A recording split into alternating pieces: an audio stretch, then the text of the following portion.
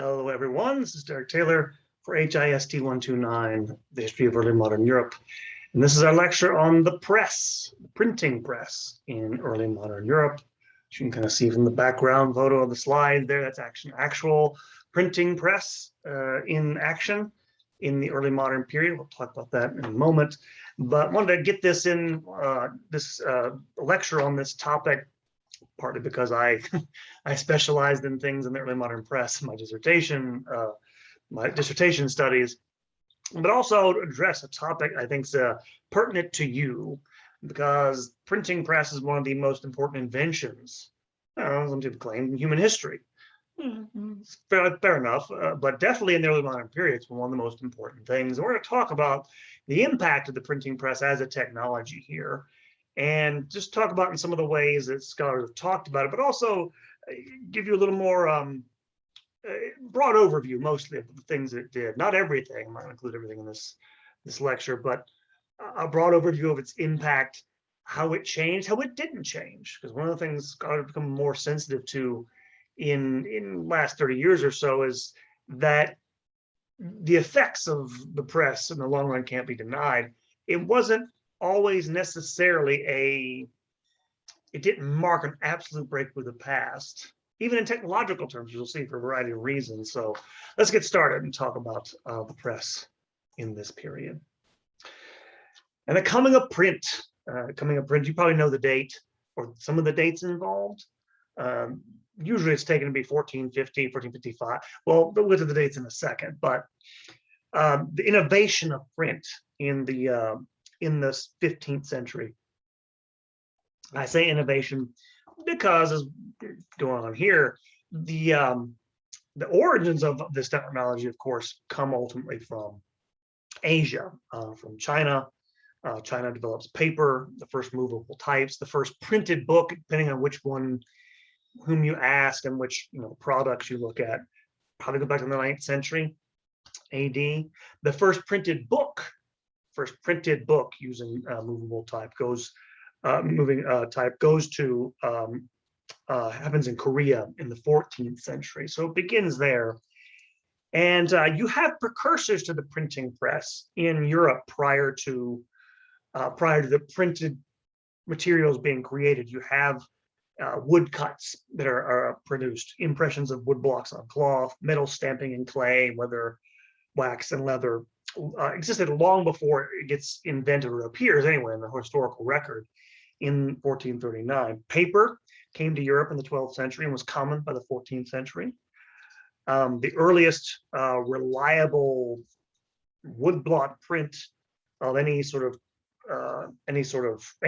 printed materials goes back to 1453 of Saint Christopher carrying the infant Jesus in his arms. So it's a religious material, obviously. And in fact, the earliest images we have in Europe make clear they're influenced in part by Asian design. So we know this is coming from that direction, the technology.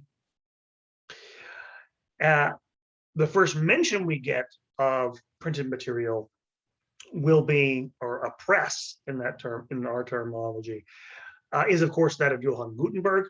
And the earliest mention comes in a lawsuit. He gets sued by some of his fellow businessmen in 1439 in Strasbourg, and it reveals the construction of a printing press for Johannes Gutenberg. And we're not exactly sure if that was the first or if it was he was the first person to do this. We know people were experimenting with this stuff before he gets into the record. There are records that predate this by several decades of people mentioning what they call in Latin artificial writing. So there's almost certain people playing around with this. And he, of course, was a silversmith. And so this probably owes something to goldsmithing, silversmithing, and things like metal punches for doing leather work, tooling, stamping in gold. Book bindings were already in use. And metal casting was a craft that had a long history within the jewelry industry. But the design of metal type for printing that required letters to be cast in a very efficient manner, making multiple types of each character, these cast as small objects. This took a lot. Must have taken a lot of time to perfect. In other words, type casting or casting of metal types is very highly skilled and intricate work. Each letter is initially carved on the end of a steel punch, and a thin stick of metal whose end is fashioned to a letter form in reverse. Every letter begins that way, and in fact, until the 19th century, this process will not be capable of being automated. So it's all done by hand. Once the punches are cut, they're refined. They're used to make brass matrices. These in turn are fit into a mold, into which molten lead and alloy are cast. The letters are released from the mold, cleaned up and trimmed, and they're distributed in cases for the setting. And you can actually see this. I'll go this right here for a moment. This is just the picture of that. I don't have the name of the painting. I want to say this is late 16th century, but that's what we're talking about here. Is you'd have the typing stuff done up, the creating the types, and you put them in cases, and then you'll basically lay these things down on a sheet of paper, and a guy will actually turn it the gigantic screw that way. And that, by the way, is not necessarily new. The technology is modeled on both medieval paper presses, but also wine and olive presses from the Mediterranean. And so that's basically how it goes. And this, I should mention, this technology, this hand-driven technology, will not fundamentally change for about another 300 years or so. Not until the late 18th century, the end of the 1700s. You'll have a metal press for the first time instead of a wooden one like this with a wooden frame. So the whole casting of these metals and everything, metal type, movable type, that's the key thing there, you can move it around, is basically unchanged in its essentials for several centuries. Again, we're used to thinking in terms of technological advances, serious ones happening all the time, although people complain today that technological advances have slowed since 1960, which they have. But it produced a machine which could put out 250 sheets printed sheets per hour on one side, and it didn't really exceed that in 300 years. So, but of course, this vastly speeds up the rate at which you can produce books. This is the obvious innovation here, the obvious thing that it does. You also have this foundation of a printing trade, which really builds on earlier foundations. In fact, the printing press as a model and a business model is actually an innovation in some regards, because, as I mentioned, with all those different parts that go into it, the making of the metal, the making of the paper is a separate industry. Making paper is a laborious process in the early modern period, medieval period. You had to collect rags, and then you take them. Long story. It involves several different processes that are very specialized. And in fact, you already have a division of labor amongst scribes and illuminators prior to the invention of print. But what's going to happen is it's going to become much more coordinated, much more precise, this division of labor in the print trade. Typecasting, setting, inking, printing, redistributing, all these things have to be sort of arranged in a business model, which in effect, this is the sort of forerunner of industrialization, in a couple hundred years later, basically, which will include things like promotion and advertising that will also be a result of the print trade. Advertising for books, print advertisements for books that you're selling, and by booksellers and stationers and things of that nature. Including things like printers marks, which again, printers marks are marks of your own trade, your own books that you're selling or printing, which emerges out of the earlier tradition of manuscript illumination and manuscript writing. One of the things that happens with print as it spreads is it imitates earlier forms of writing in the process, which is very interesting, and it spreads very quickly. 1455, I don't show you the pictures, you can find them online, is the first printed book we know of. That's Gutenberg's 42-line Bible. Within a few decades, it spread pretty much all over Europe and even beyond. In the 1460s, presses appear in Cologne, Strasbourg, Bamberg, Augsburg, Subiaco, and Rome. And so this is, again, not just the transfer of the press, but the knowledge and skill that goes with it, obviously. And again, you have the knowledge, and all these things go from place to place. It's not as if you have a division of labor between cities. All these branches go into each part of the trade in each of these cities. By the 1470s, you have print shops in Paris, Lyon in France, Barcelona in Spain, Frankfurt, and in decades that follow, Constantinople, Lisbon, Stockholm, and Vienna. Pretty much the depth and breadth of Europe. Moreover, you're going to have in each of these places, these printing shops create copy basically local handwriting styles into metal. And for example, in this way, you get in Italy a type of style of print type developed for scholarship, humanism.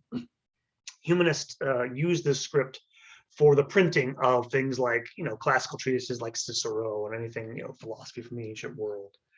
And so they have these very, elegantly refined typographic designs coming out of Italy. It's where, of course, we get the print type italic from. It's from these Renaissance printers in Italy, because it's supposed to be for this.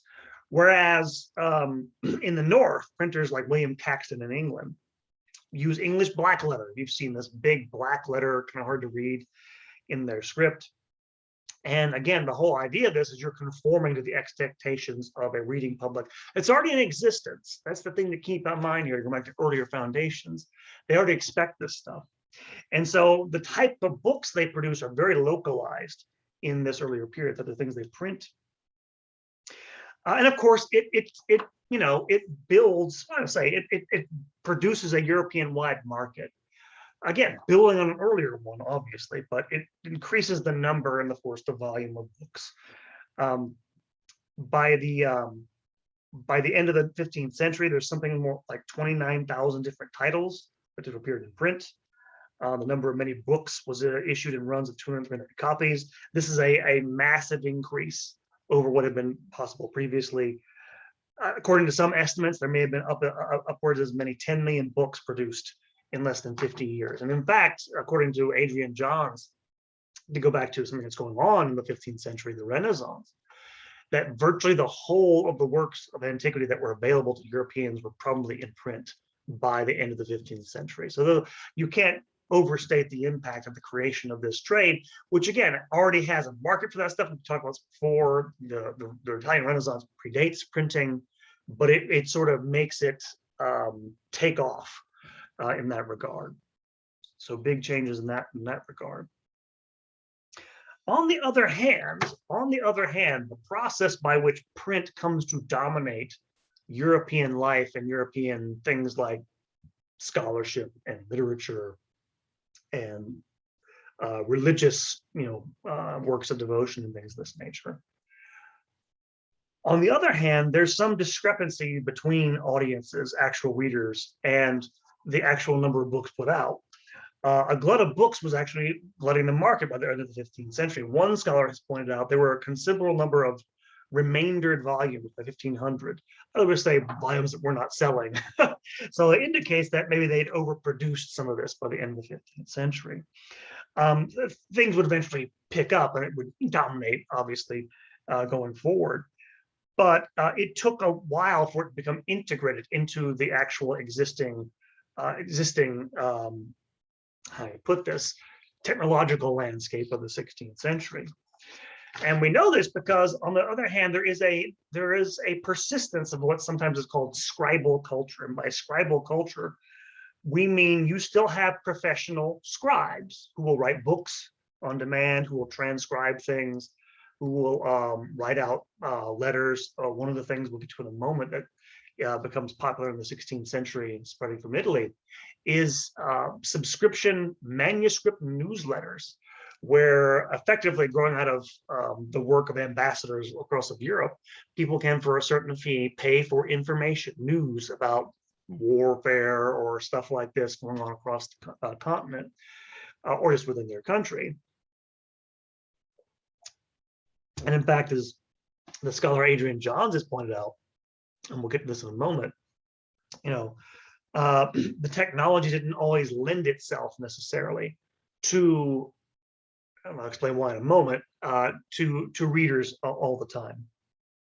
And you still have, though, people like they're called writing masters becoming prominent in the 16th century.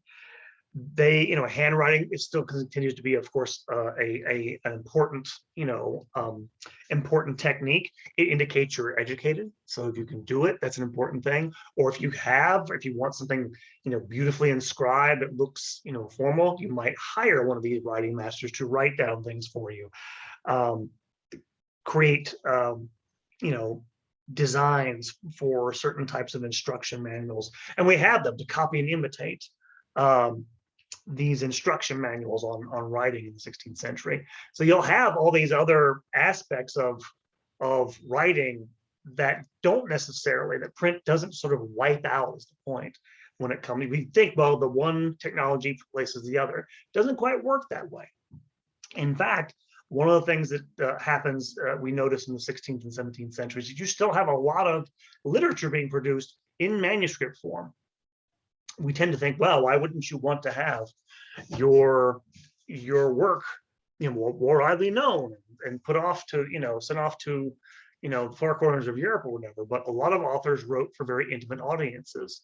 Give you one example: almost all the poetry of John Donne, we've read already in this course, circulated mostly in manuscript form in his lifetime.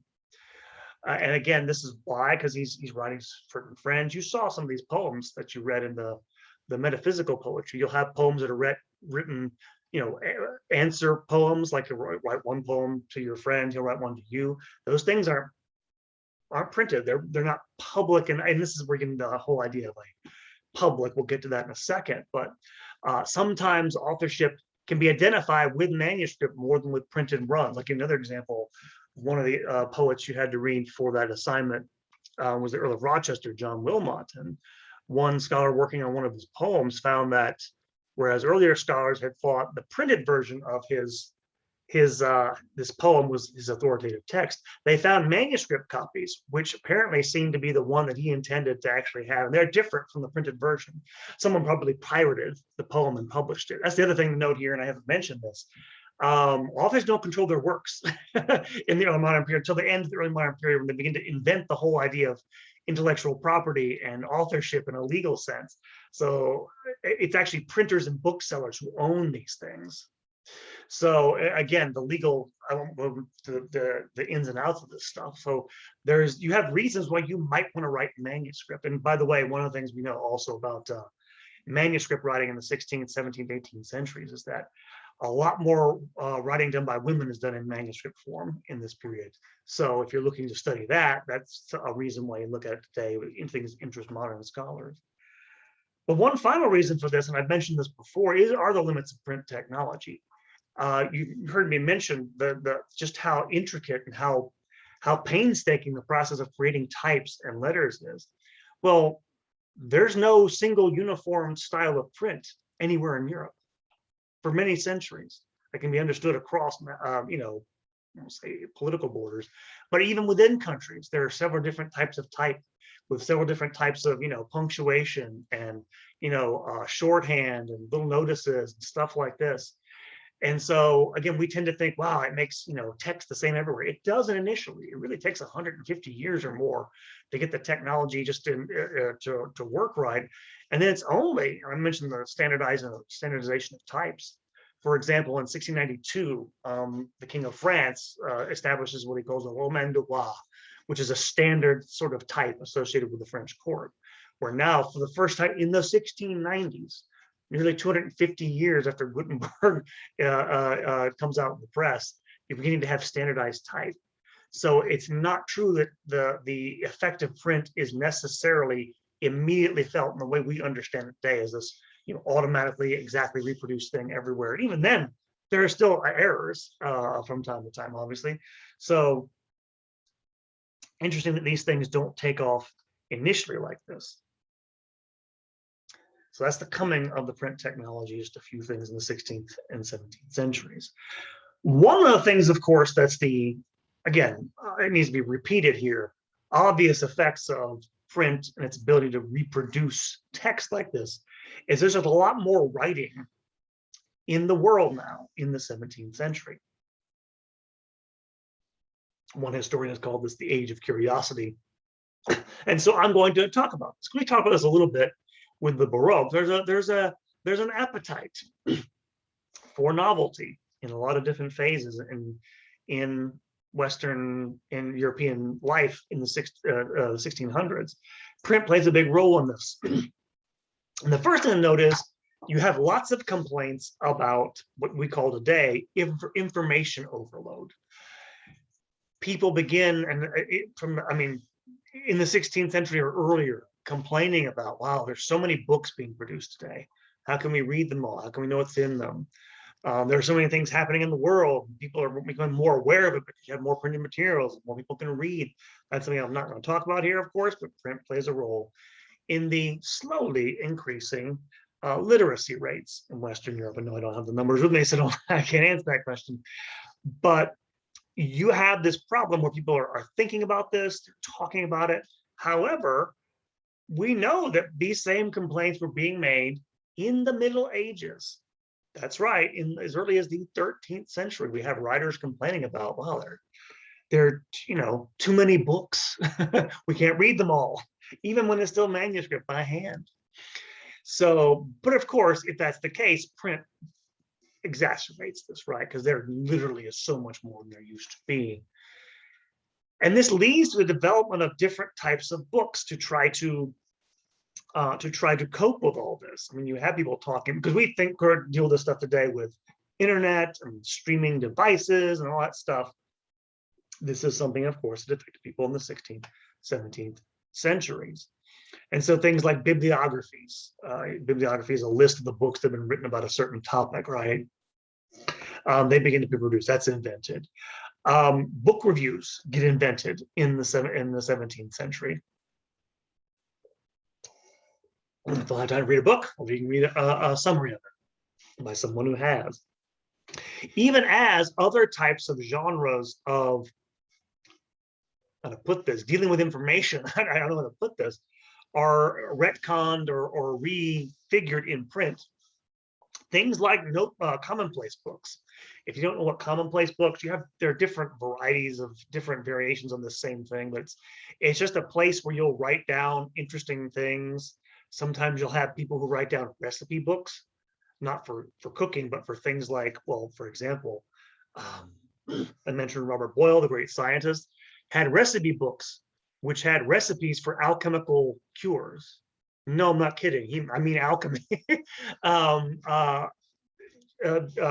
Locke, the philosopher, kept notebooks where he wrote down medical advice and medicinal cures he read about.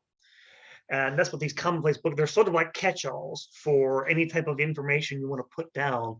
They predate printing press, but they get a lease on life. They're actually produced in some ways. You have books that are printed, printed commonplace books in this period. You have people trying to invent different forms of note-taking in shorthand. John Locke develops his own form of shorthand to write in his commonplace books. So print exacerbates what is probably maybe it's, I don't know, it's a universal human thing, but it's happened before, the expansion of knowledge. Expansion of knowledge happened in the High Middle Ages. So, but of course, it accelerates that. And then finally, you're going to have a proliferation of things like dictionaries and encyclopedias.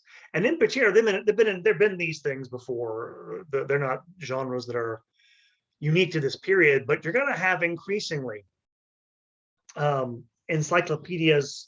I'm looking forward to the Enlightenment and encyclopedia of Denis Diderot and D'Alembert, the French thinkers of the Enlightenment. This coming to more and more almost affect the way people think about knowledge, like knowledge as a sort of exhaustive body of like an encyclopedia, right? That tends to be, which is what the ideal of what knowledge is, and the Enlightenment, it tends to be that. It definitely plays into this need to catalog exhaustively all this overflow of information that people are dealing with now because of the printing press in the 17th and 18th centuries. Something to this, and you have lots of these things being produced. I won't belabor this point. At the same time, this printing press will also feed into things that are already happening and going along with it. And again, it's one of the things, historians of print technology will talk about it. It used to be, when you first start making these claims, you can make it in a very deterministic way. Well, print appeared, and then because things do happen, right? Printing press comes, Reformation happens, right? Print has to be the cause, right? Not exactly. It's a logical fallacy. There are other things going along with it, and it does. But that's the thing you should note about it. It goes along with a lot of other things, like what we're talking about here. What I'm calling about the culture of fact. It's a book written years ago by a good historian named Barbara Shapiro called The Culture of Fact. She was talking about 17th century England. And this idea of the fact, I think I talked about a little bit before in the lecture on the scientific revolution of Galileo, is that you're having the idea of fact as we understand it being coming into common currency. People like Francis Bacon, the English jurist, politician, philosopher. And what happens basically is you're going to have a distinction in England that exists in English common law between matters of fact, which are for juries to discover in legal proceedings, and matters of law, which are for judges. Is going to, according to Shapiro's thesis, transmigrate, if you like, or migrate from legal discourse. Of course, people like Bacon, lawyers, and most people go to, a lot of people, not most, but a lot of the gentry class will go to the Inns of Court and study law if you don't become lawyers in 17th century England. And they'll eventually, this will get transmuted into a discourse where, again, in legal terms, a fact is, factum is something made or done in Latin, where you're looking, as a jury to find out who did what to whom, right? Whereas it'll slowly change to mean something that exists independently of human action in the world. And this is partly the triumph of this philosophical method, the empirical methods of Bacon, to a lesser degree, people like René Descartes, who contributes to this idea that you have to use epistemological doubt, pretend that you don't know anything so you can rebuild your picture of the world on clearer and more precise foundations of observation and deduction, to make way for empirical observation, in other words. And in fact, you're going to have that term method. That's Descartes' famous work, The Discourse on Method, or one of them.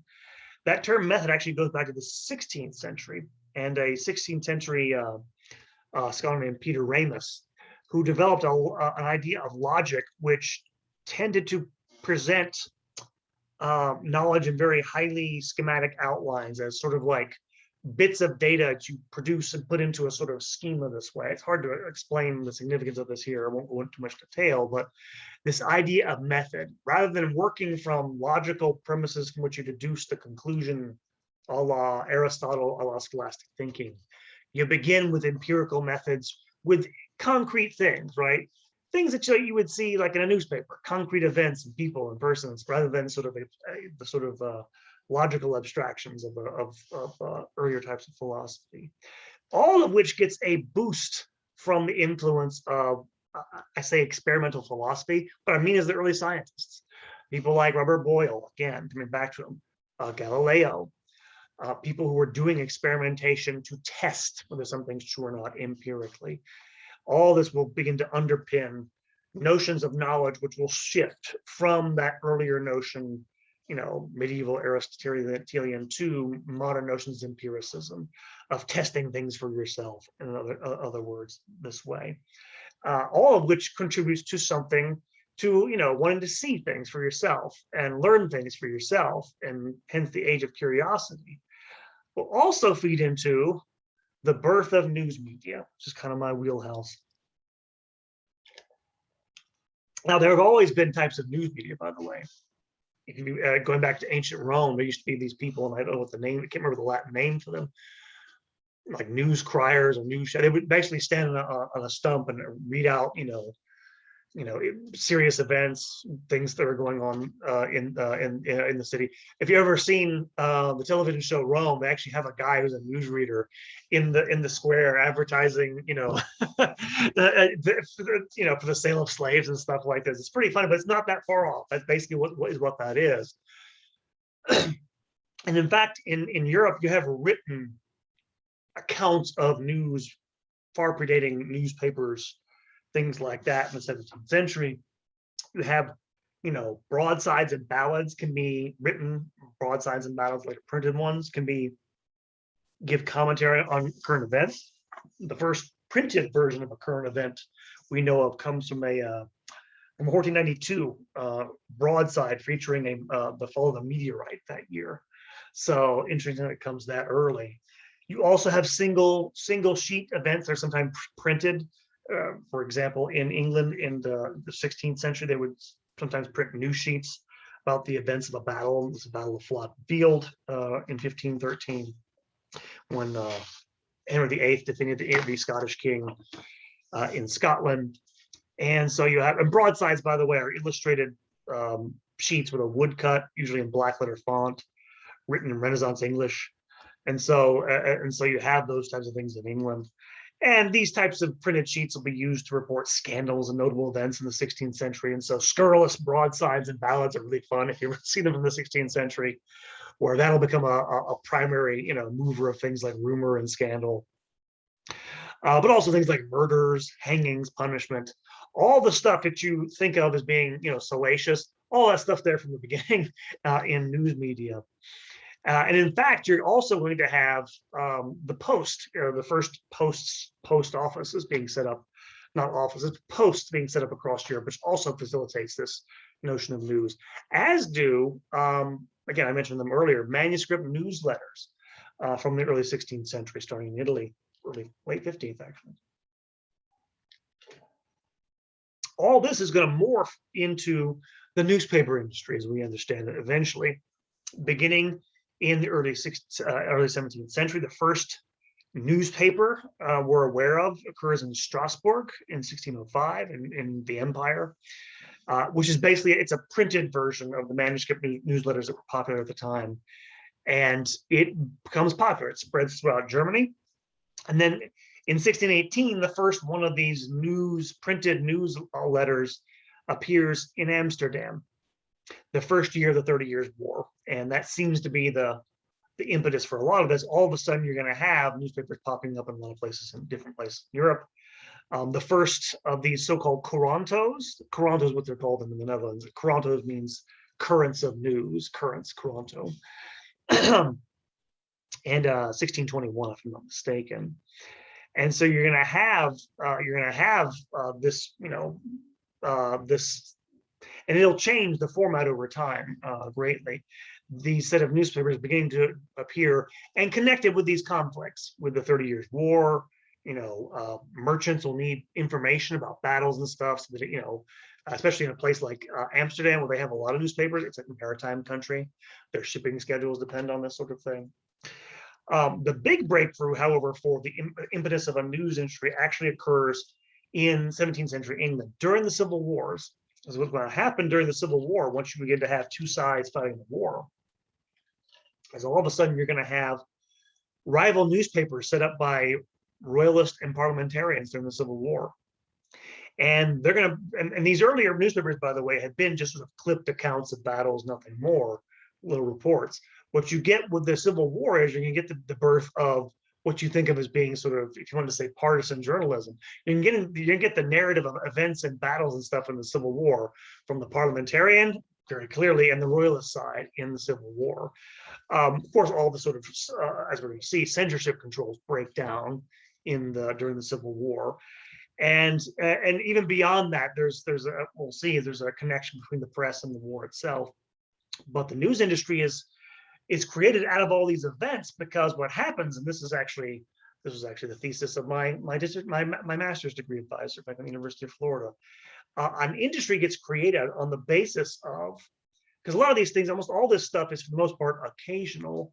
What's going to happen is you're going to get the idea of news on a scheduled basis. becoming the basis for a news industry, first in England, then spreading elsewhere, where the idea is you're going to have the first, more than weekly newspapers being printed, where they're going to put out stuff all the time. And eventually the first daily newspaper is going to be printed in Britain in the early 18th century to report the news. Again, he mentions, and this is something, news, what's new to us is a natural part of life. There's always something new coming up. But his point was this, early modern proto-capitalists, and this is what this is, by the way. A lot of this has to do with profits. These are the newspapers. They're not. And again, that now. You're growing up in a news environment and an electronic, technological environment where, God, I'm so old by comparison. I can still remember when the news industry, news media used to be trusted in the United States and elsewhere. For several centuries, beginning in the 19th century, the news industry becomes a respectable profession. It was not in the 17th century, and for reasons that'll come apparent. But partly because it's seemed to be a lot of the stuff that's in the news, by the way, is besides wars, it's like news of the birth of three-headed calves and stuff like this. And it's not really what we think of as being serious stuff. But again, that's always what's been in these newspapers or news being spoken by news readers.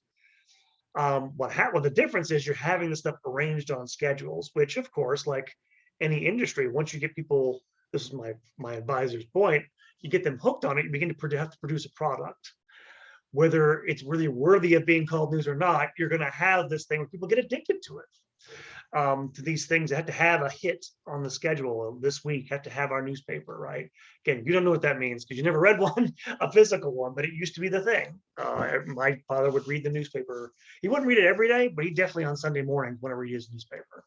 And again, it's the way of creating a sort of news mentality, whereas you hadn't had that before. I mean, these are really traditional societies into which this is coming. And so this is a change in mentality in the long run.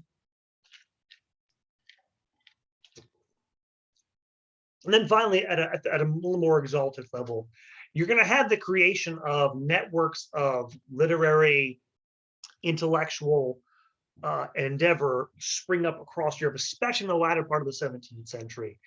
It's usually sometimes tagged as the Republic of Letters throughout Europe. Networks of correspondences, private correspondence, public ones. But these networks will facilitate knowledge being, moved back and forth across Europe. People like Marin Mersenne, a French priest, but he also was a crucial part of the exchange that went on in the early first half of the 17th century. He helped establish an informal institution called the Académie Parisienne in 1635. Just correspondences of a literate circle of men who were, again, partly mostly in manuscript, wasn't necessarily being printed, exchanging transactions, talking about writing projects, philosophical projects across borders and boundaries this way. And again, that communication with living peers, and also about things, not just things that happened in the past, not just about books or philosophies of the past, but about current events, new ideas. This will be accelerated in the 1660s when several more official royal academies are founded in places, again, like Britain, the Royal Society, Henry Oldenburg, its first secretaries, the sort of grand master of this network of people doing experiments and writing about them and sending them to his journal. It's pretty interesting. And this, of course, bestows legitimacy on what they're doing and establishes something like peer review, because you're having your peers literally review your work. And this will spread again. We have a French academy set up in 1666 after the one founded in London in 1660.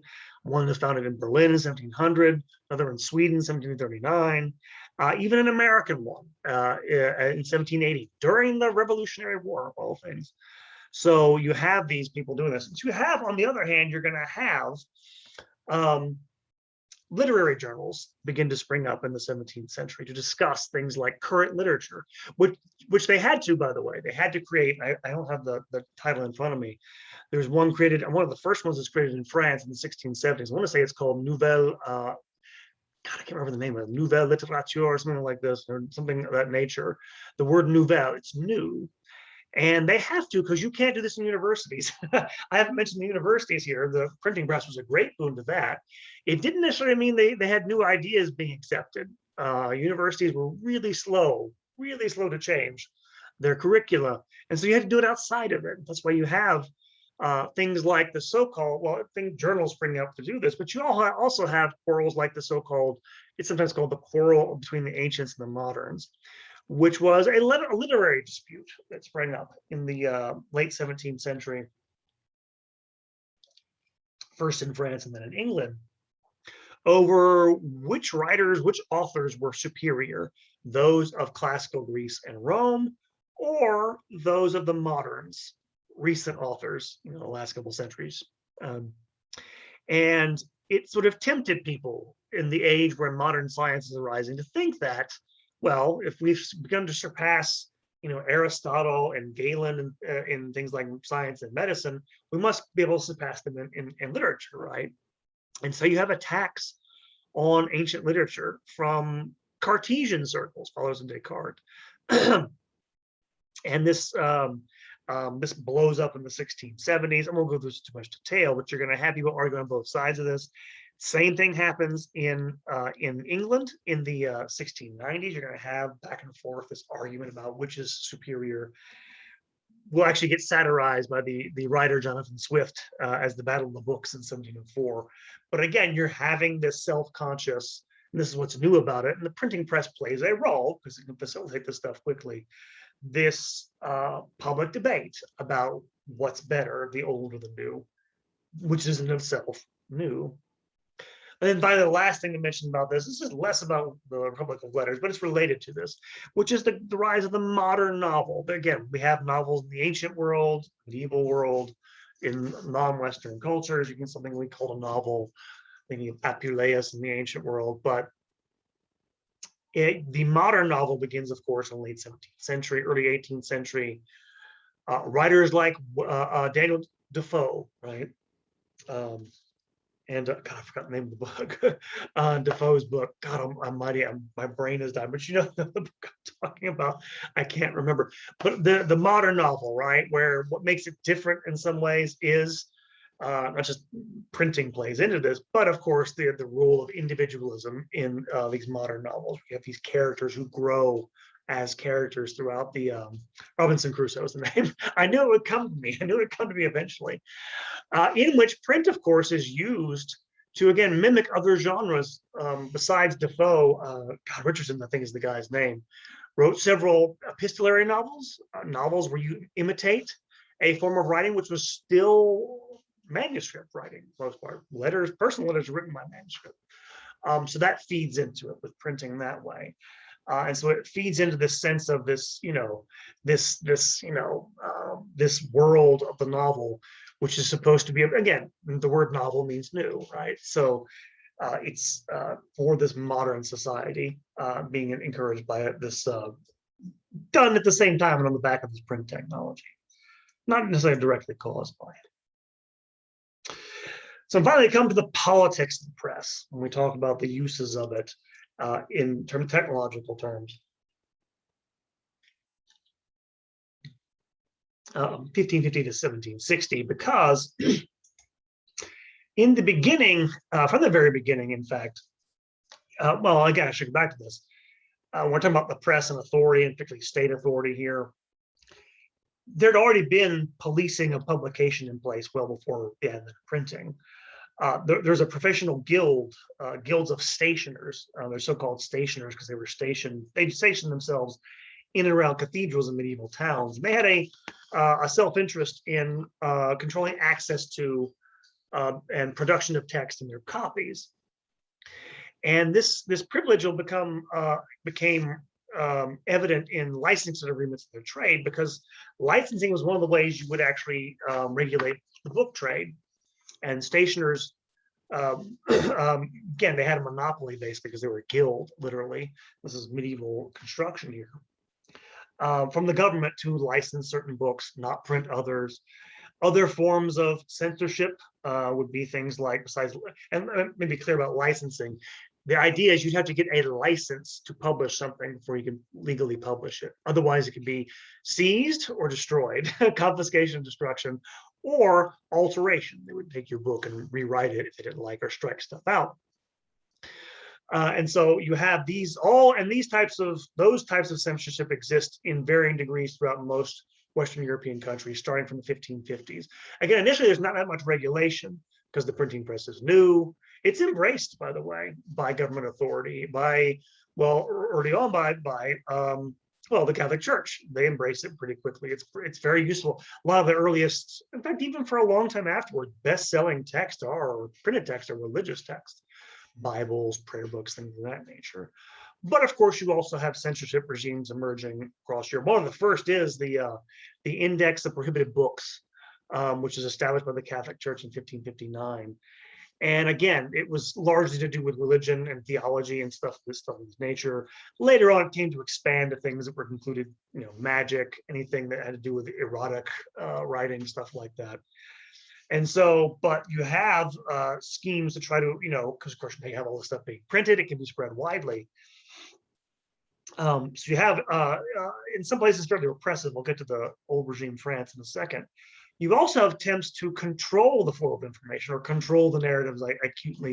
Too much cuteness in that little phrase there, but you're going to have the creation of government newspapers, starting pretty early, actually. One way to do this was actually done, the first one was actually done this way. It was given a license, a monopoly by the town council, where the guy's name was Carolus, who invented the first newspaper. But this was done, for example, in Antwerp by a guy named Verhoeven, was given a monopoly on publishing newspapers, and set himself up as an official news source, basically, of the city of Amsterdam, or Antwerp, I should say. And so you could control information that way. And of course, they would only print what you wanted them to print.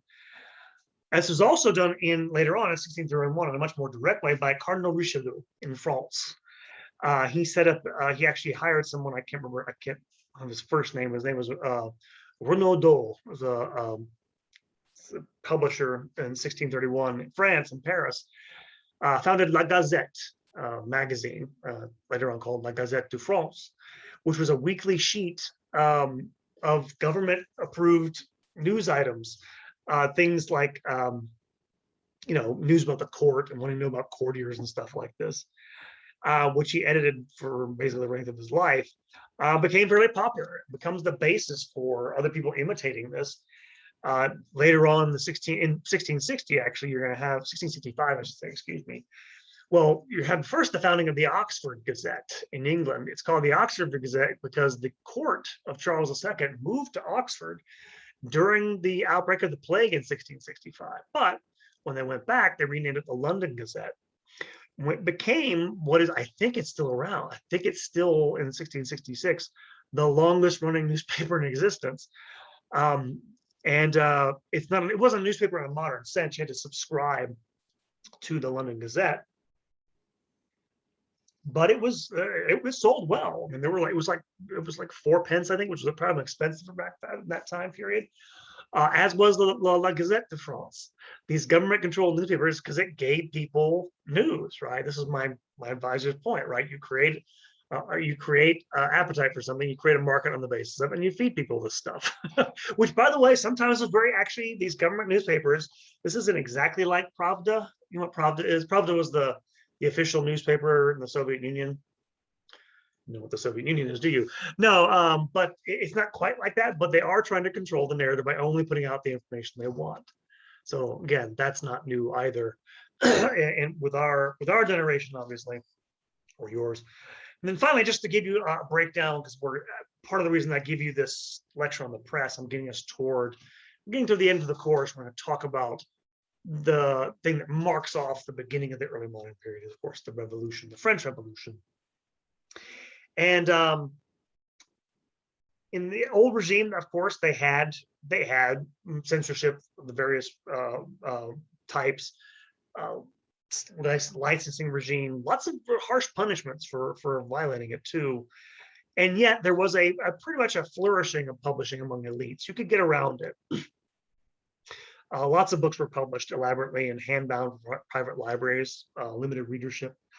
And in fact, reading was for the most part restricted to elites. And so when we talk about things like, the Enlightenment or, the salons, people would discuss ideas of the day. It is a tiny elite that's doing this.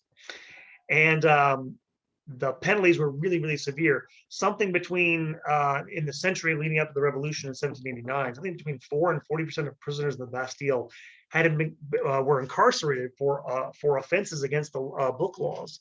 It was very interesting. And yet, like I said before, there was a pretty bustling trade in banned books, which was common and profitable. Extraterritorial printing, that is printing done outside the borders of France, could supply the market with titles banned from production in the country. So you could easily get your stuff published and out in print. And in fact, as you're going to see, and I'll talk about this next time, I don't have the data right in front of me, I don't want to mess this up. Some of the most famous works you associate with the Enlightenment were actually published with the connivance of government censors in pre-revolutionary France. So again, it's an interesting, from harsh repression, but also laxity as well in these regimes. They weren't always enforced, in my point, is these censorship laws in many places. But why did they have censorship? Well, they didn't believe, by the way, of course, in freedom of ideas and stuff like that we do. But they also had reasons not to want to have freedom of the press. Why? Because the press could be used to overthrow governments. And they have a term for this, actually. Historians use this term, paper bullets. Regimes were such in the early modern period, if you weren't very stable, polemics and campaigns and printing campaigns could really undermine your authority. The first and most famous instance of this we've already talked about here was Reformation. The Protestant Reformation had several of these instances. There's the whole issue of Luther and his 95 Theses, which he never intended to be printed. It becomes a wild bestseller, makes it into a celebrity. It helps, set off the Reformation. He himself, becomes a sort of print media star. There's a book recently written about, not recently, but a few years ago, written by a scholar about Luther. It's called Brand Luther. How he became like a brand because of the use of printing and all that. Not just the printed, word, but like block cuts. I think I showed you some of those in my Reformation lecture. Very powerful stuff in an age when still most people can't read that well. But also in other events, the Peasants' War. They had demands they made, the peasants did, when they rebelled against their lords. It was called the 12 Articles, and they printed it. They made printed appeals to people and to the public by doing that. Later on, of course, in the 1530s in Paris, you had the affair of the placards. People took those printed placards and put them all over Paris, right? So you have that. It can be used to challenge authority, which people don't like, obviously, if you have authority. But also it fed directly into some of the most, and this is more pamphleteering than newspapers. I haven't talked about pamphlets. Pamphlets are more occasional, but you can produce those in large numbers. And in fact, this has to do partly with the pamphleting campaigns, for example, where you're trying to demand the government do something. One thing you could do, of course, is print up pre-printed pamphlets, but pre-printed petitions. They're petitioning campaigns. For example, in 1641, before the start of the Civil War there, where Charles I was bombarded with these petitions. This is when they're having this conflict about the government and who has the final say and all that stuff. These massive petitioning campaigns basically preceded him being chased out of the city, and he had to leave to go to Oxford, and preceded, of course, the Civil War. Same thing happened. A similar thing happened in 1676, of all places, in colonial Virginia, when you had a rebellion started there by Nathaniel Bacon against the colonial governor, was preceded by a petitioning campaign. He was trying to petition the Governor Barclay at the time to change some of his land policies. The point is, paper bullets is a literal thing, mainly because if you didn't get your way, bullets were the next step in the evolution from just merely attacking you in print to attacking you in real life. It was connected to real violence, is my point, where pamphleteering campaigns and often the press. And then finally, the press could be used by people who had grievances with the government to try to undermine it in even more insidious ways. And I'll give you one example of this, probably the most famous, and we're calling it an early modern moral panic. This is the Popish Plot. And I talked about this in my lecture on the Revolution of 1688. And so I went back to this, I'll cycle back to this. Remember, you had this conflict between Charles II and his parliament over, well, many things, foreign policy, other sorts of things, but also mainly, could his brother inherit the throne? Before this even happened, you had this controversy where, and this to give you an idea, by the way, just why governments were so afraid of pamphlets and stuff like this in the 17th century. One morning, when Charles II was out taking his walk in Windsor Park, a half-mad Anglican clergyman named Israel Tongue, it's a great name, Israel Tongue, walked right up to him in Windsor Park and told him, "Your Majesty," I'm paraphrasing, "there's a plot to kill your life, plot to take your life." And he listened to them. He took him to his royal apartments and listened to him for like several hours. And I'm mentioning this because imagine trying to walk up to Joe Biden and tell him, "Mr. President, there's a threat in your life." You wouldn't get within 100 yards of the guy. You'd be tackled to the ground, shackled up, thrown into a dungeon somewhere. But in 17th century England, it was such a ramshackle affair. Like, you could walk up to him. Everybody knew he walked in the park. And he listened to the guy, which is crazy. But the more he listened, the more he realized he was half crazy. So after a while, he was like, he'd send him away and say, "That's nice, whatever." Well, eventually this got back to some of the king's opponents in Parliament, and they made hay out of it.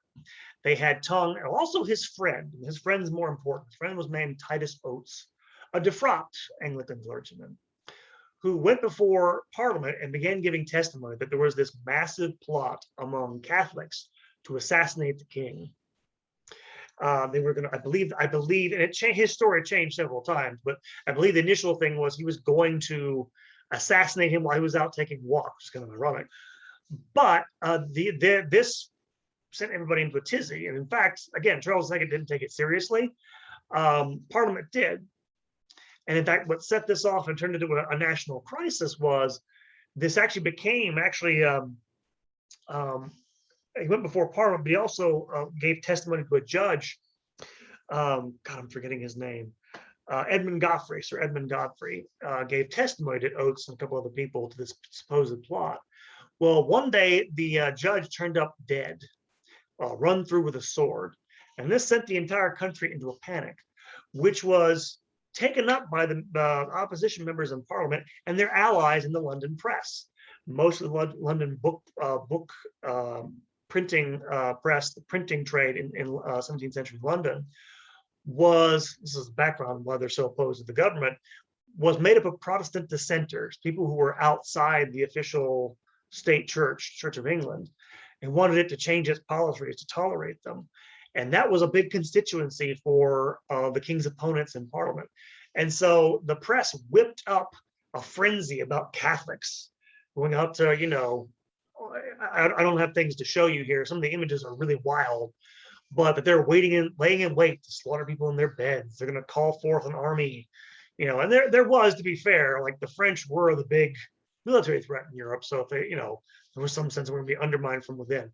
There weren't more than a few thousand Catholics left in England at this point. And in any case, this went on for months and people bought it hook, line, and sinker. And so what happened was the king's enemies in London, as a way of pressuring the government to change its religious and foreign policies, began arresting Catholic priests and executing them for treason, almost left and right. Something like 24 were killed over a period of 3 years, executed, I should say. 36 died in total, several waiting trial, all of which was sort of like a form of judicial terrorism, trying to, it was really ruthless what they did, because all this is made up. It was completely ginned up by the press. Again, I'm thinking, of course, the parallels with our contemporary life, with Twitter, Twitter mobs and stuff like this. This is not totally new. And Titus Oates himself, I believe he sent at least a half dozen people to their deaths on almost completely made up testimony. But this is one of the things, again, print could do all these other things. It could also do this sort of thing as well. It could be put to these purposes. So paper bullets were a very real thing in the 17th century. And then finally, we come to the question, this is something that's occupied scholars. It was a big thing when I was doing my dissertation. I was always skeptical of it, but there's this idea that with the creation of print and books and greater literacy, you're going to have the creation of what's called a public sphere. And the idea goes back to this, but it goes back to basic idea is that it creates a space where, because it's bourgeois, it's not nobility, it's not that sort of thing, it's middle-class people, they can come together in public spaces and debate things as equals in a sort of rationalistic way and use their intellect to criticize the establishment or whatever. I'm dumbing this down horribly. And basically, this is the idea of the creation of a sort of civil society where you have people who are independent enough to be able to read and write and discuss ideas coming together in this fictitious, not totally fictitious, but virtual public sphere created by print media. And in fact, sometimes historians have identified certain sites for this type of thing. One of these are coffee houses. Coffee comes into Europe in the early part of the 17th century. The first coffee house, I believe, is started in Venice. And they are places where people go to socialize. And they will do things like drink coffee, discuss ideas. They'll read newspapers and discuss the latest news and stuff like this. And so they get a reputation. On the one hand, they'll be mocked by satirists and broadsheets. On the other hand, they'll be perceived sometimes as dangerous places by authorities because you can have something like public criticism, if not debate, of the current regimes in Europe. And there is definitely a connection between this and criticism of government. For example, in Paris, the Café Procope was a spot where supposedly the Encyclopédie was actually conceived because it was frequented by people like Voltaire, Rousseau, and others in the 18th century. And they proliferated well into the early modern period. Again, and this is the idea that it creates this space where people are arguing over ideological questions for the first time in print and in public and things of that nature. Hahowever, this can be overdone in a lot of ways. The reading public's not very large. It will get larger by the end. Like I don't have the numbers in front of me, but Edmund Burke says in one of his pamphlets at the end of the 18th century in Britain, he says by the end of the 18th century in Britain, they have what he calls the public part of Great Britain, a public of, I want to say is like several 100,000 people, maybe 500,000, which would be huge if that's true. Maybe 600,000 was the number he used. It's a country of like 10 million people by then, I think. So it's not like the whole country, but that's by far the biggest, public sphere or civil society in Europe. Most places, it's a tiny, tiny group of people who participate in things of this nature. And in fact, until you get to the latter part of the 18th century, there are definite, again, these are absolute monarchies. There's a definite sense that not all speech, not all press should be free. And if just give you an idea about, say, speech, oral, rather than say written for a moment, in the early 18th century, in the early 17th century, attitudes about, for example, freedom of speech, right? That phrase, it didn't refer to a right everybody had. Freedom of speech was a privilege of members of parliament. Why? Because it meant they couldn't be arrested for anything they said in parliament. They had to be free to debate things. This goes back to their struggle with the crown. So in the 18th century. But by the time you get to the end of the 18th century, that idea is beginning to get circulation with the proliferation of, the presses, newspapers, journals. Laws are going to begin to relax to a certain degree. You're going to have, I believe, excuse me. Well, I'm just give you an idea how it changes. It's not until 1771 that reporters can legally report on, for example, proceedings in Parliament in Britain. It was supposed to be, sacrosanct. People did anyway, under assumed names, but they weren't legally allowed to do it until then. And in fact, the first such law guaranteeing freedom of the press isn't passed in Britain. It's passed in Sweden in 1776. which is very interesting. But you're going to have that change. That's, we're kind of getting to the end of the course. We think of like the Enlightenment, like the roots of this are much earlier, and there are anticipations, but it doesn't really become a self-conscious thing to the latter half. So after 1750, and this is going to play a part, this, however big a realm of public discussion, or whatever you want to call it. Again, I don't think it can be overdone. I suspect it is overdone, but it's real. It comes about because of changes in law, but also social attitudes. There will be legal changes as well at the end of the 18th century. Moreover, you're going to have attitudes toward individual authorship changing as well. Remember how I said earlier that, with the creation of the printing press, authors didn't own their own books. Printers and booksellers did. Well, that's going to start changing again in the latter part of the early modern era. In 1710, actually, in Britain, you're going to have a bill passed by Parliament that's going to be called the full name is an Act for the Encouragement of Learning by vesting the copies of printed books in the authors or purchasers of such copies during the times therein mentioned. And this is in effect the first legal articulation of a modern copyright law, granting property to the book's author rather than to its printer or bookseller. And so it separates the regulation or censorship from print books themselves, for the authorship of it, for the authors themselves. And you're wondering, by the way, why do people write books? They want to get paid before then? Well, before then, it really still extends into the 1750s, is that authors used to be patronized, not by the general public, but by, well, noblemen or people who had money. They'd pay them to read something or give them a stipend so they could write. They were at a court or something like that. All this takes a long time to create, something like a general market in those terms. But yeah, authorship itself was not a lucrative thing, obviously. And it takes time to develop the legal structure for the idea of authorship and individuality, stuff that, again, is associated with the Enlightenment and coming about in the 18th century. So all that's made possible in some ways by print. So it's a big change, which I don't think you can gainsay. So I want to wrap this up by sort of trying to assess, okay, what is the impact of print, and how can we, bring that back to our own lives and all the technological advances we're living through. And by the way, I don't mean to. This is not, what hath God wrought. That's not. I'm not. This isn't some theocratic experiment I'm running on. That's actually the phrase, if you don't know, Samuel Morse, the inventor of Morse code, or I think he invented Morse code, but one of the people who perfected the telegraph. When he was demonstrating it for someone, I think it was in Baltimore, he sent a message, and at the other end, he wrote, what hath God wrought? What is the impact of print, in other words? What did it do? Again, the first thing is obvious, right?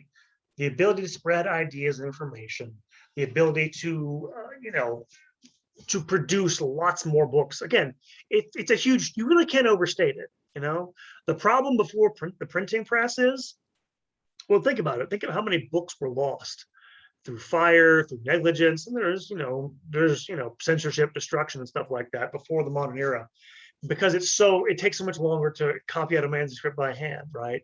The problem in that regard, in terms of ideas, information, is scarcity, right? What print does from then on is inaugurate the you call the problem of abundance. You have so much stuff. Like, take for an historian, for example. If you study politics, right? Government documents are the bread and butter of what a historian, political historian, will study. You don't have a lot of those, comparatively speaking, until you get to the modern era. And I mean the 19th century, but it only begins to go up with the invention of the printing press, when they print stuff. And you have more stuff to look at. More stuff means more ideas. It also, of course, as we've seen with the Popish plot, and things I wanted to point out here is, like, there's a downside to that. We'll get to that in a moment, but it means you have more of everything, but you can't gainsay it. It is a huge shift in that regard.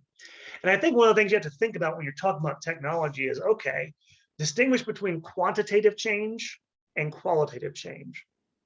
Because sometimes, and this is one of the debates people have, there was a big debate years ago. I haven't used the phrase because I don't like it, but there was a big debate about, there's a scholar named Elizabeth Eisenstein, wrote a big book called the Print Revolution. in early modern Europe, or the printing press is an agent of change in early modern Europe, where she argued there was a revolution that happened right away. That as soon as print got into Europe, it was this, automatic, creation of a new type of, whatever, right? And this has been seriously challenged in the last 30 years or so, and I think successfully for most brothers. And in the long run, you can't say it has an impact, right? A big one. But again, as we've seen, it didn't necessarily happen overnight. It didn't necessarily displace other forms of technology. Just thinking by way of comparison, by the way, take the whole edition of e-readers, Kindle and stuff like that, electronic books. When those first came out, I was like, oh my God, print books are dead, right? And initially, it did see a drop in the sale of printed books. Well, they've gone back up, and they actually have superseded e-reader books. And I love my, my Kindle White. It's a nice little thing, but I also like, I'm reading a novel. You can't see that there, backwards anyway, but you get the idea. I haven't abandoned these books, right? Just because one technology comes along, and it becomes dominant, right? Print dominates public life. You can probably say maybe it makes the public realm into a printed realm. That's fair enough. Does not totally wipe out the other technologies, but also in terms of its revolutionary effects, it may be its effects are more quantitative than anything else. Because the connection we make sometimes is that it used to be made automatically, I think, by a lot of scholars is, oh, new technology, produce more stuff means equals new ideas. Not necessarily. Not necessarily. Some of the most best-selling works in the early modern period, like, for example, one of the most best-selling works, printed works of the early modern period was The Imitation of Christ, that 14th century religious text, Protestant and Catholic countries. And so it's not necessarily new books that people want to read. So again, it does facilitate a change to an acceptance of novelty as a normal part of life. Can't gainsay that. But it takes several centuries to affect that. It's not necessary. And by the way, even we kind of sometimes like old things. We don't like to think of ourselves, but we do. We like old stuff too. We have an attraction to it. More new. I think we're definitely children of the new in this age. But even then, it's not like things get totally wiped out, right? Especially now that you can save things through printing them. And so my point is, you have to think of distinguishing between these two things when you think of the effects of a technology. And I think it's important. I will one last comment about that. Quantitative changes are not unimportant, right? Again, you tend to think, okay, well, if it didn't automatically produce new ideas, it didn't have a revolutionary effect. Not necessarily. Sometimes quantitative changes can force qualitative changes into being and existence. So again, don't use the word revolution when we're talking about printing press in modern Europe. It's a waste of time. But finally, the other thing I think to notice is the ambivalence of this technology. Can it be used for spreading knowledge, freeing up ideas, resisting tyranny, all these good stuff? Absolutely. It can also be used for less noble purposes. I mentioned the news media, and one of the things my mentor always told me was that all the complaints you hear about modern media, forget, same thing, Twitter, all that stuff, you hear mostly the same complaints in the beginning of the news industry in the 17th century. That people print fake news, that they're partisan, that all these others, that they're out for profits and not for journalistic intent. All those things are made in the 17th century. Any technology doesn't have, it may be created for certain purposes, but we can put it to whatever use we want. It doesn't change human nature to take technologies meant for something good and use it for something that's not so good. And so it's a kind of ambivalent effect. Again, doesn't mean you can't say it's a progressive. It is in some ways. It represents progress, but it's not an absolute thing in a lot of ways, as I think my discussion I tried to make clear, I think. And so finally, what about the print and the Enlightenment? I think there is something to the idea that print is very important for we think of being the Enlightenment, both in intellectual but also in political terms. If you can remember back far enough, my lecture on Renaissance and Reformation with Luther and Erasmus, I mentioned there was a trend intellectually from the late Middle Ages toward greater simplicity, greater uniformity, as a reaction against the sort of plurality and diversity of medieval life, both in a social sense, but also in an intellectual sense, right? Erasmus wanted a simpler piety, more biblical. Same thing with Luther. Their Renaissance humanists want a simpler educational system as opposed to the scholastic. The Enlightenment is an inheritor of that trend toward simplification. Again, think about the information overload we talked about earlier. There's this drive to reduce it to simple order so you can make sense of the world. Sort of a Cartesian drive. If you remember Descartes, he's the one who famously says you should divide. We need to reduce all of our ideas to simple, clear ideas, right? Clear and simple ideas. Well, that drive toward clarity and simplicity is something that print, even at a physical level, kind of encourages, right? Because it encourages, once you get standardized printing becoming a reality, standardized text, uniform text. Again, it takes a while because the technology, it takes a while to develop, but also even the idea, even your eye discipline when you read, like manuscript writing can be usually a little bit different. You read a page, I don't have a page to show you, but printed pages are very geometrically the same. So your eye is reading in a sort of, it clarifies things in that sort of geometric way. As does, you could even say this idea of progress, right? Because the sense that print is producing more and more stuff and then increases more and more things can give you the idea that the world is becoming more and more this way, more and more uniform, more and more simple, that we're going in this very, almost mechanical from one stage of society to the next stage of society, the next stage and you have this idea being propagated as early as the late 17th century by French thinkers. That their age is the age of progress. Culminating people like Voltaire, right? In 1751, he writes his book, his history of the reign of Louis XIV, where he basically says there are 4 ages to the world, and ours is the best one yet, right? This is the Enlightenment idea of progress. And again, there are other things that go into this besides print, right? And so, that's the question is like, does it cause, I don't think it causes ideas, but it's definitely a technology fitted for those types of ideas, I think, in some regards. And then you're going to get, of course, in 1755, the Encyclopédie of Diderot and d'Alembert, where we'll talk more about stuff next time. The publishing of that, where you get a self-consciousness of things like enlightenment with a capital E, a big break with the past. We were in darkness before, but now we're in light because we have reason and that sort of thing. We'll get to the Enlightenment in the next lecture or a couple lectures ahead. On the other hand, one of the things to keep in mind about print and public sphere, we tend to think of, well, enlightenment means greater freedom, and for freedom to say more and more what you want in public. That wasn't necessarily the case amongst a lot of people. People like Voltaire. In fact, Voltaire, not only Voltaire, but Immanuel Kant, were not in any way, shape, or form. And yeah, they were against censorship to a degree. I'll explain the difference here, but not for everybody.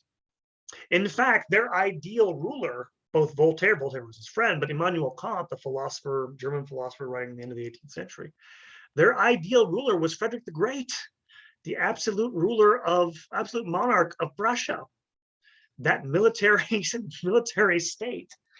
And why would that be? Well, one of the things that makes for the growth of this public sphere and for the ability to sort of have ideas, especially unpopular ideas, be published in print, is stability. You have to have internal and external stability. You have to be in the 17th century, you have to be able to fight off other states that are trying to conquer you. Remember, Louis XIV was surrounded by armies who wanted to conquer him in 1714. They couldn't do it. And of course, also stability at home. In other words, exactly the sorts of benefits that people wanted out of an absolute monarchy. That's why Voltaire was not a Democrat. He didn't support democracy. He wanted an enlightened monarch, an enlightened absolute ruler. Why? He didn't want censorship of free everything from censorship. He wanted unpopular ideas like his, prevented from being censored by the mass of people who mostly hated it. In fact, this is actually something pointed out in a much later era by Alexis de Tocqueville, if you know who that is a Frenchman, author, philosopher, political writer, came to the United States in the 1830s. And he made a comment about public opinion in his work, Democracy in America, that in America, he felt less free to say, to reveal his true opinions than he did under absolute monarchies. And the reason why was, if you announce an unpopular idea in America and the public hates it, majority hates it, you have nothing else to protect you. You're totally at their mercy. In an absolute monarchy, you could hide behind the power of the crown, which is exactly the position of Voltaire and Immanuel Kant. Immanuel Kant, by the way, wrote an essay, a famous one in 1784, called What is Enlightenment? These are the high Enlightenment figures. So it's not necessarily the case that openness was meant to apply to everything with some of these thinkers of the Enlightenment. And it's also the case that absolutism was it was the prerequisite for things like Solon's and for the publication of the Encyclopedia, even though, yeah, it was technically banned, as you'll see. We'll get there next time. And then finally, of course, the Enlightenment is unthinkable without print, because as we're going to see when we talk about the French Revolution, the lead up to it, but also the American Revolution, which is part of this world, this European world. Propaganda, of course, helps. If you want to overthrow a government, you can't do it by being impartial. You have to use propaganda. And as I mentioned before, with the British Civil Wars, they start with pamphlet campaigns, which are essentially propaganda, paper bullets. And a lot of what, most scholars, even if they like the Enlightenment, if you press them enough, they'll say, yeah, a lot of their critiques of the church and state, they had a lot that was true, to a lot of it sometimes was overdone and done for effect. And that's, of course, the potential of print, right? Is it can overthrow established things. But of course, it's also, that's the dichotomy. It's kind of interesting. We inherit this from the Enlightenment, this idea, well, yes, we want freedom for unpopular ideas, but we need to enforce protection of minorities, so we can't have democracy. We have to have this centralized authority to keep control, which I think you see playing out today, right? With like, yes, freedom, but not for retrograde ideas, right?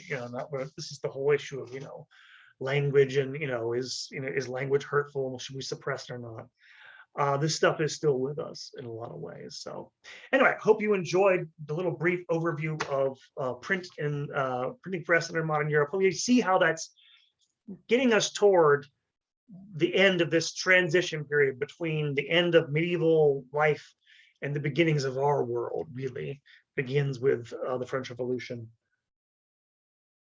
And next time we're going to talk about a phenomenon which is very strange, but will sort of capture a lot of the things we've been talking about so far. Most of them will feed into it and touch on things like print and challenges to cultural authority, and it'll be very interesting. It's on something you've never heard of. It's actually a religious movement called Jansenism, which very interesting. So that is all. See you next time. Hope you enjoyed this, and I will hear from you soon.